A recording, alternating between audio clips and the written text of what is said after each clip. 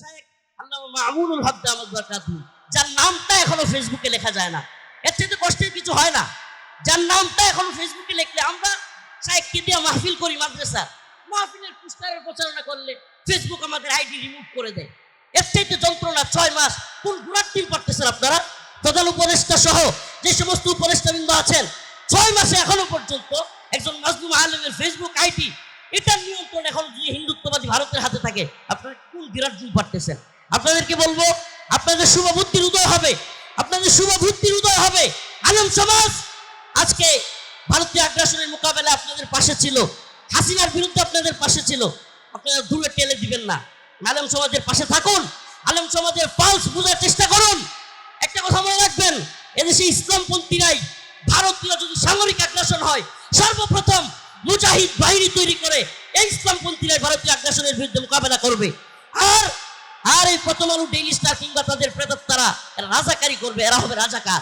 অতএব আমরা যারা এদেশের পক্ষে, জাতির পক্ষে, ইসলামের পক্ষে, দেশের পক্ষে আছি, আমাদেরকে বুঝার চেষ্টা করুন, আমাদের পালস বুঝার চেষ্টা করুন। অন্যথায় মনে রাখবেন, মুমিন এক গর্তে 2 বার পা দেয় না, আমরা 2 বার পা দিব না ইনশাআল্লাহ। আমার দেশ সম্পাদক জনাব মাহমুদুর রহমান, উনি এখানে এসেছেন। ওনার দেশে আরেকটা কথা হবে যে আলহামদুলিল্লাহ আমরা দেখতেছি একবারে প্যাকেজ আকারে এক একজন আলেমের কি নির্যাতন হয়েছে সেগুলো আসতেছে, খুব সুন্দর। আপনাকে আরেকটা কথা আমি বলবো যে প্রিয় আমার দেশ সম্পাদক, আপনি ওই যেই সমস্ত আলেমদেরকে জঙ্গি, মৌলবাদী কিংবা যে সমস্ত যুবকদেরকে এই সমস্ত ট্যাগ দিয়েছে প্রথম আলো কিংবা ডেইলি স্টার, এদেরকে চিহ্নিত করবেন এবং এদেরকে নিয়ে সিরিজ আকারে আমরা লেখা আপনার কাছ থেকে প্রত্যাশা করি। আসসালামু আলাইকুম ওয়া রাহমাতুল্লাহি। আমরা আপনাকে আমাদের ভারতীয় আগ্রাসনের বিরুদ্ধে একজন অগ্রসেনানী মনে করি, আমরা আমাদের লোক মনে করি। আল্লাহ পাক আপনাকে দ্বীনের জন্য কবুল করুক। যেই শত্রু আপনাকে আমাকে সবাইকে ধ্বংস করে দিবে, এটা হিন্দুত্ববাদী ভারত।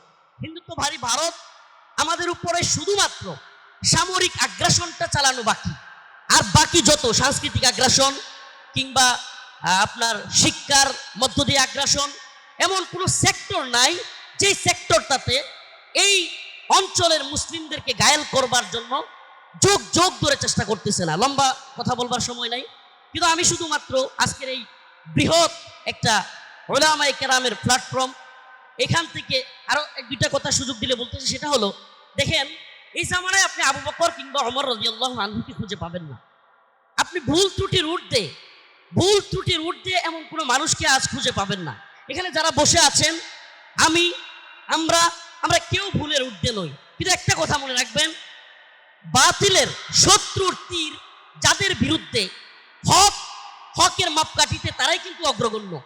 অতএব এখানে যে মানুষগুলো, প্রত্যেকটা মানুষের দিকে ইন্ডিয়ান হিন্দুত্ববাদী আগ্রাসন বলেন, রয়ের আগ্রাসন বলেন, কিংবা তাদের ধূসর বাংলাদেশ আওয়ামী লীগ সরকারের রোষানল বলেন, সবচাইতে বেশি নির্যাতিত, নিপীড়িত মানুষগুলো আপনাদের সামনে। আমরা তো হযরত আবু বকর কিংবা ওমরকে এ যুগে রাদিয়াল্লাহু আনহু পাবো না। ওনাদেরকে নিয়েই কাজ করতে হবে, ওনাদের দিকে তাকিয়েই সামনের দিকে অগ্রসর হতে হবে। আমরা যেভাবেই দেখি না কেন, বাস্তবতা হলো বাতিলদেরকে বলেন কিংবা সারা বাংলাদেশের মানুষজনকে বলেন, এই মানুষগুলোকেই তারা অগ্রগণ্য মনে করে। আমি প্রিয় আলেমদের কাছে আমার বিশেষ একটা অনুরোধ থাকবে, প্রিয় আলেম সমাজ, আমরা একসাথে দীর্ঘদিন কারাগারে ছিলাম। আপনারা দেখেছেন কিছু ভাই, শফিউর রহমান পারাবি সহ আমাদের আরো কিছু ভাই, এদেরকে আপনারা কোর্টে, গারতে কিংবা বিভিন্ন জায়গায় দেখেছেন। আরাফাত ভাই, সাইমুম ভাই, এই সমস্ত ছেলেগুলো যারা কিনা কলেজ ভার্সিটিতে পড়াশোনা করেছে, আজকে 2013 সালে আল্লাহর নবীকে নিয়ে কটূক্তি করা হয়েছে। এই ভাইগুলো ফেসবুকে বিভিন্ন মাধ্যমে লিখালিখি করেছেন।